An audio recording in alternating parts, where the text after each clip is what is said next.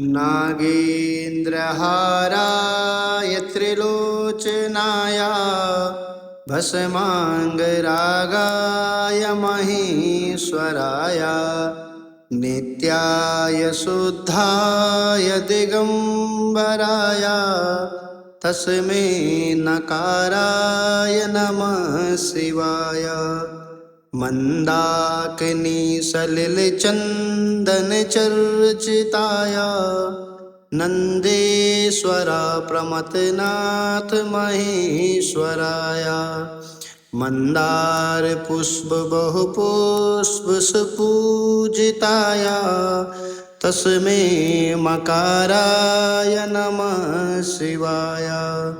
शिवाय गौरे वददाजवृन्दा सूर्याय दक्षाध्वरिनाशकाय श्रीनीलकण्ठं वृषभध्वजाय तस्मै शिकाराय नमः शिवाय।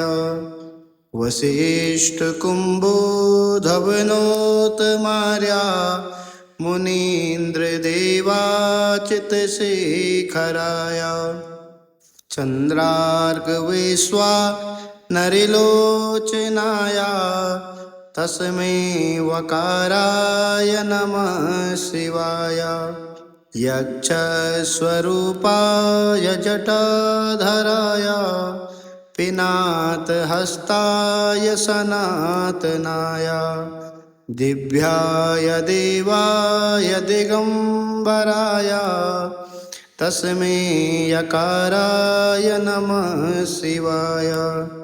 पञ्चाक्षरमिदं पुण्यं या पठे शिवसन्निधौ शिवलोकं वापनोऽपि शिवेन सामोदते। भगवती श्याम सदा शिवाय नमः। बोले शंकर भगवान की जय।